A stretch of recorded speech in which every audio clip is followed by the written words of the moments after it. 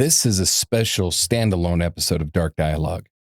Victim tributes are something that the show is growing into. When we connected with the J.J. Hawk Band and we began collaborating with them to honor the people behind these cases, it became something that we've come to believe in deeply. But that means some of our earlier victims never got that moment. So we're going back now and we're working through every case where we didn't get the chance to do this because every single one of them deserves it. And Candace Hiltz is one of those. And hers is a case that has never been resolved. A family still waiting nearly 20 years later for an answer that justice has so far failed to deliver. We covered Candace's story in our episode Shadows of Justice. Here's what you need to know. Candace, or Candi Hiltz, was 17 years old from Copper Gulch, Colorado, a prodigy who had been accepted to Stanford Law School at 16 with a dream of becoming a Supreme Court justice. She was also a mother of an 11-month-old daughter named Paige, who had been born with a serious medical condition.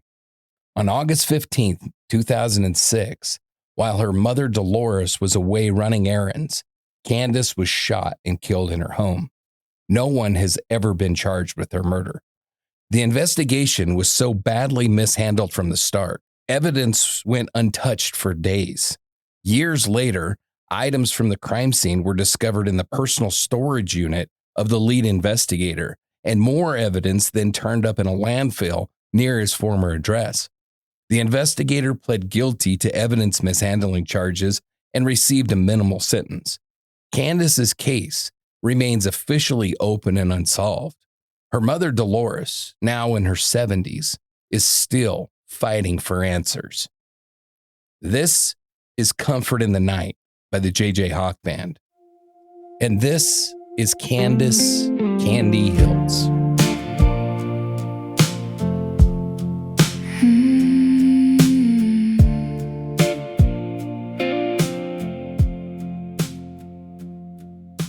There's a detail about Candace Hiltz that I keep returning to. Not about the case, not about the corruption or the cold files or the landfill, but about her, the person at 11 years old. She taught herself calculus, not in a class, not with a tutor, on her own at the kitchen table in a house on Copper Gulch Road, surrounded by pines and the sounds of brothers roughhousing in the yard. She picked up a book and figured it out. Most kids at 11 are doing fractions. Candace was graphing equations she had decided to learn because she wanted to know, because her mind worked like that. Fast, hungry, and always reaching for the next thing. That image, that little girl at the kitchen table, is who I want to talk about tonight. Candace Candi Hiltz was born December 22nd, 1988 in Canyon City, Colorado. She was the youngest of 7 children, the baby of the family, which in a house full of older brothers means you either get steamrolled or you learn very quickly how to hold your own. Candace held her own.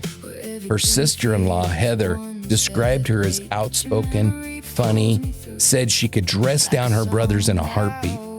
Her mother, Dolores, who called her a gift, raised all 7 kids largely on her own after Candace's father died in 1993 when Candi was just 5 years old. Dolores worked long nursing shifts at St. Thomas More Hospital, 25 miles away in Canyon City, and then came home to a house full of kids in the middle of the Colorado wilderness and somehow made it all work. The house on Copper Gulch Road was Candace's whole world in those early years. It was a single-story home, set back in the pines, isolated, with the woods as a backyard and neighbors a long trek away. For a kid with her kind of energy and curiosity, it was both a playground and a laboratory. She was a tomboy through and through, out in the yard with her brothers, lifting weights with them in the garage by the time she was 10, competing with them in everything. But she also had what the family describes as a girly streak. She loved jewelry, wore ball necklaces with beads, had her own sense of style running alongside the flannel and the roughhousing. Her cousin, Kathleen, told the Denver Post that even as a small child, Candace stood up to bullies. She hated injustice. It wasn't a political position for her. It was instinctive, visceral, something she felt in her bones before she had the words for it. You can see where that came from. She watched her mother hold a family together alone after losing her father at 5. She watched her brother Jimmy, 11 years older, once happy-go-lucky, slowly disappear into the grip of mental illness, eventually living in the woods behind the house. And she loved him fiercely through all of that. Never stopped defending him, never let anyone speak about him like he didn't matter. She'd bring him food. She'd argue with anyone who dismissed him. That was Candace. She didn't abandon the people who needed her, not ever. The mind that taught itself calculus at 11 had moved on to BYU online courses by 14, junior-level university classes that she was taking while her peers were still navigating high school hallways. By 16, Stanford Law had accepted her. Her dream, specific, burning, utterly her own, was to sit on the U.S. Supreme Court. Not someday, not vaguely. It was a plan. She was building toward it in the same way that someone builds a house, one deliberate piece at a time. And then Paige arrived. In September 2005, when Candace was 16, she gave birth to a daughter. Paige was born with hydrocephalus, a serious condition that meant her life would be full of medical complexity and would likely be short. The doctor's prognosis was grim. Candace set Stanford on a show. She didn't abandon it. Everyone who knew her is clear on that point. She paused it. She moved back into her mother's house on Culper Gulch Road, and she turned every bit of that enormous capacity she had for loving people directly toward her daughter. Dolores said it simply, quote, "Every week was a birthday. Candi knew time was short." She bundled Paige in a sled in winter and pulled her through the snow. She sat with her through doctor's visits. She did not wither under the weight of it. She showed up every single day for a little girl who wasn't supposed to survive as long as she did. Paige was 11 months old the summer that Candace was killed. Think about who Candace was at 17. She had buried her father at 5. She'd watched her beloved brother drift into a world that she couldn't reach.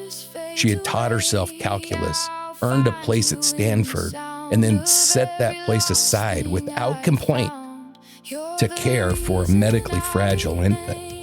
She was lifting weights and cooking and arguing about justice and dragging her daughter through the snow on a sled and fully, completely intending to go back and finish what she had started.